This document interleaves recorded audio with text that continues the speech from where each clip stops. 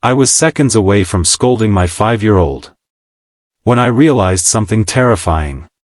He wasn't being rude. He was reacting. And in that instant, I saw my entire marriage collapse in my mind.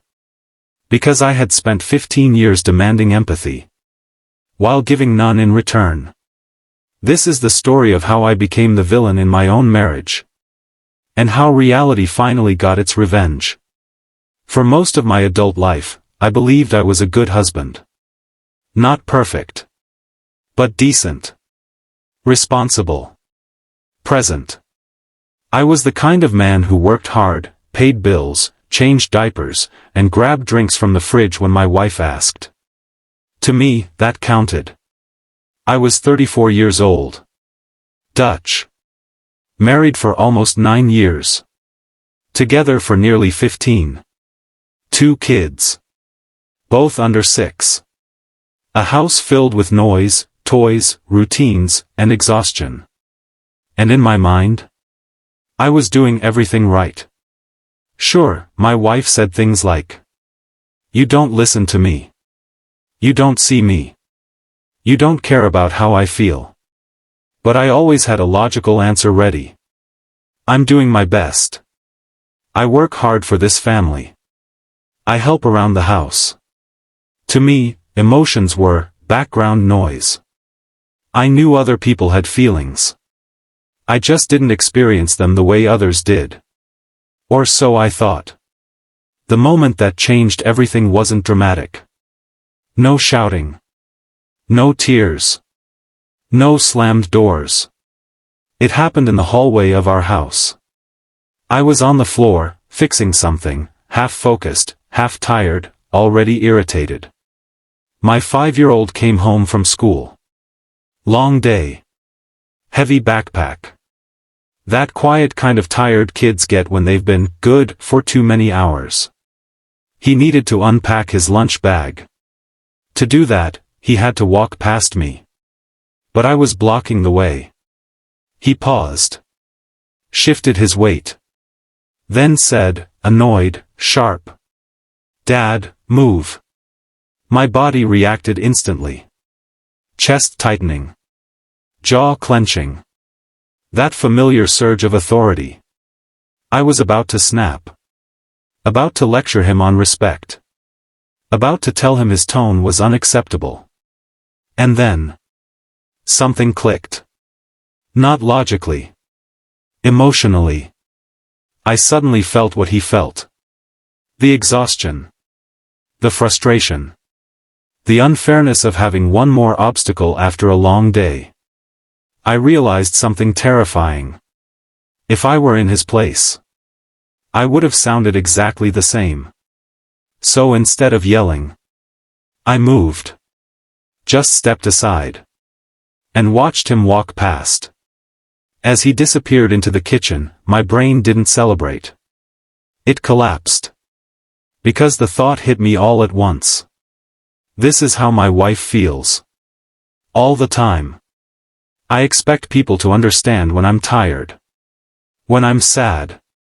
When I'm overwhelmed. I expect grace. Space.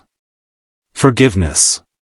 But when my wife is emotional, I interrogate it. Correct it. Argue with it. Shut it down. I realized, suddenly, violently, that for 15 years I had demanded empathy. Without ever giving it back. And the worst part?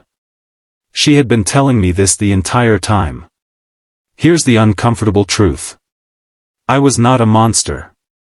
I was worse.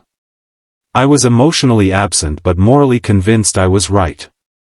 I dismissed her feelings because I didn't understand them. I minimized her pain because it wasn't logical to me. I defended myself instead of listening. Every time she cried, I panicked. Every emotional conversation felt like an attack. So I shut down. Or argued. Or explained why she was wrong to feel that way. And every time, something in her died. Quietly. By the time I truly understood, she was already gone. Not physically. Emotionally. She had no hope left. No belief that I could change. And honestly, I couldn't blame her. Because awareness doesn't erase damage. Understanding doesn't restore trust. And apologies don't rewind time. Here's where the story shifts. Not into rage. But into reckoning. Because reality doesn't scream. It waits. And then it collects its debt. My wife stopped explaining herself. Stopped asking. Stopped fighting. And that silence? That was the revenge. Not loud. Not dramatic. But absolute. I finally saw what 15 years of emotional neglect looks like. A woman who no longer expects to be understood. Months earlier, I had been diagnosed with autism spectrum disorder. ADHD. So had she. Different timing. Same struggle. Suddenly, pieces made sense. My emotional blindness. My panic during conflict.